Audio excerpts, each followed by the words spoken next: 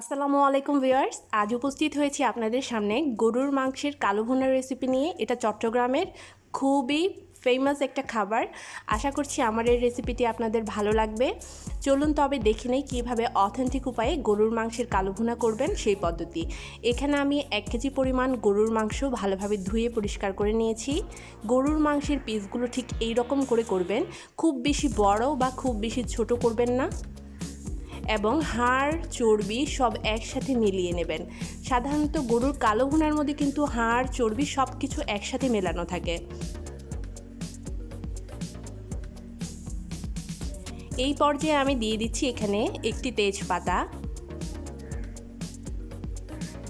কয়েক টুকরো দারচিনি, কয়েক টুকরো লবঙ্গ এবং কয়েক টুকরো এলাচ। দিয়ে দিচ্ছি 1 চা চামচ পরিমাণ মরিচের গুঁড়া,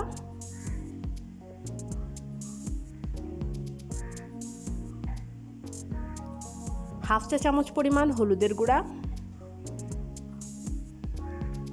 ফুল 1 চা চামচ পরিমাণ ধনিয়ার গুঁড়া, 1 চা চামচ পরিমাণ জিরা গুঁড়া, গরম মশলা দিয়ে দিচ্ছি 1 চা চামচ পরিমাণ,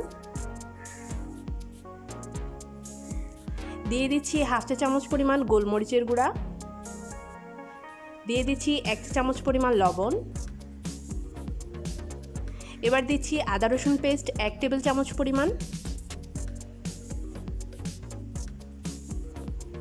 আরও দিচ্ছি পেঁয়াজ 1 কাপ। এখন সয়াবিন তেল অ্যাড করছি, দিয়ে দিচ্ছি 1/2 কাপ পরিমাণ সয়াবিন তেল।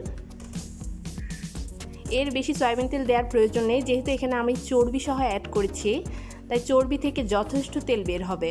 এবার খুব ভালোভাবে হাত দিয়ে মাখিয়ে নেবেন সবগুলো উপকরণ। দেখতে পাচ্ছেন আমি খুব ভালোভাবে হাত দিয়ে মাখিয়ে নিচ্ছি। এতে করে কি হবে, মশলাগুলো খুব ভালোভাবে মাংসের সাথে মিশে যাবে।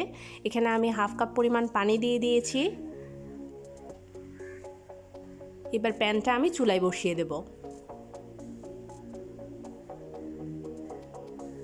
চুলায় বসিয়ে দিলাম এবং আমি এটা 20 মিনিট পর্যন্ত মিডিয়াম হিটে রান্না করব।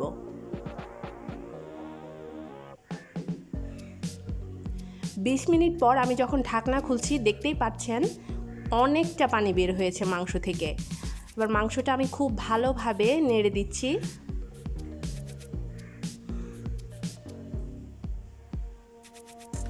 আবারও ঢাকনা দিয়ে আমি ঢেকে দিচ্ছি। এবার আধা ঘন্টা পর্যন্ত, অর্থাৎ 30 মিনিট পর্যন্ত আমি ঢাকনা দিয়ে এটা রান্না করব। ফিরে আসলাম 30 মিনিট পরে।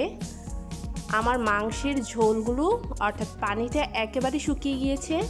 এই পর্যায়ে আমি এখানে 1 কাপ পরিমাণ পানি অ্যাড করছি। আবার ঢাকনা দিয়ে আমি আরও 30 মিনিট রান্না করছি। টোটাল 1 ঘন্টা 20 মিনিট আমি রান্না প্রসেসিংটা করেছি। ফিরে আসলাম টোটাল 1 ঘন্টা 20 মিনিট পরে। দেখতে পাচ্ছেন আমার পানিটা শুকিয়ে এসেছে, মাংসের কালারটা চেঞ্জ হয়ে এসেছে। এই পর্যায়ে আমি দিয়ে দিচ্ছি জয়ফল জয়ত্রী গুঁড়া 1/2 চা চামচ পরিমাণ। এটার কারণে মাংসের যে ফ্লেভারটা সেটা কিন্তু অনেক ভালো আসবে। খুব ভালো মতো নেড়েচেড়ে মিশিয়ে নিচ্ছি।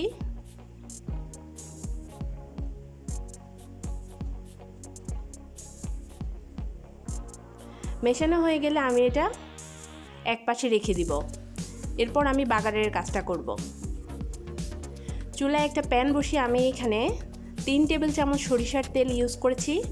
3 টেবিল সরিষার তেল আমি কিন্তু গরম করে নিয়েছি এবং এখানে আমি 3টা শুকনো মরিচ দিয়ে দিলাম। শুকনো মরিচগুলো আমি একটু তেলে টেলে নেব ভালোভাবে।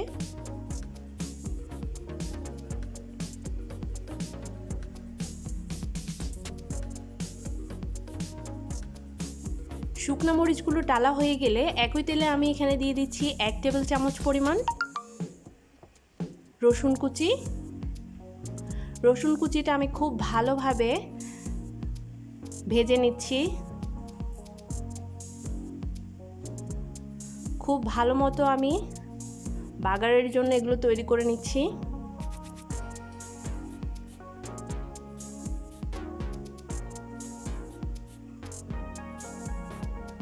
এবার মাংসগুলো আমি পর্যায়ক্রমে দিয়ে দিচ্ছি এখানে।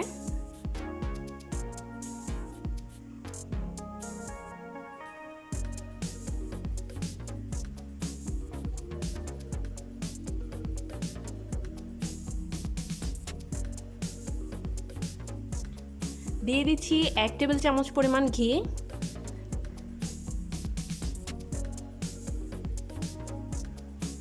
খুব ভালোভাবে আমি মিশিয়ে নিচ্ছি।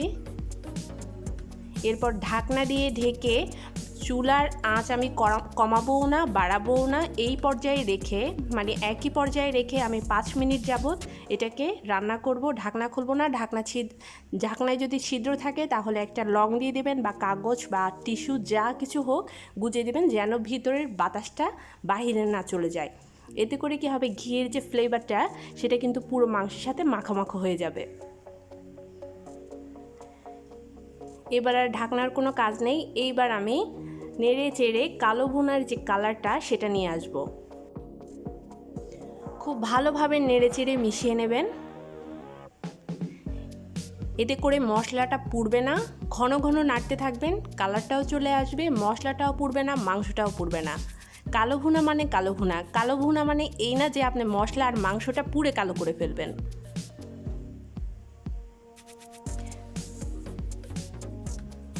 খুব ভালো মতো নেড়ে চেড়ে আমি একটু সময় নিয়ে একটু ধৈর্য ধরে এই কাজটা করবেন। খুব বেশিক্ষণ সময় লাগে না, কিন্তু মাত্র 10 মিনিটই হয়ে যায়। এরপর আমি এটাকে সার্ভিং ডিশে সার্ভ করে নিলাম। দিয়ে দিচ্ছি পেঁয়াজ বেরেস্তা। পেঁয়াজ বেরেস্তা লিংক আমার ডেসক্রিপশনে দেওয়া আছে, আপনারা চাইলে দেখে নিতে পারেন। পেঁয়াজ বেরেস্তার কারণে এটার খাবারের যে স্বাদ সেটা কিন্তু অনেক বেড়ে যায় আর দেখতে অনেক সুন্দর লাগে। এবার আমি মাংসটা ছিঁড়ে দেখাচ্ছি, দেখুন উপরের কালারটা কতটা সুন্দর এসেছে আর ভিতরটা কতটা সফট হয়েছে।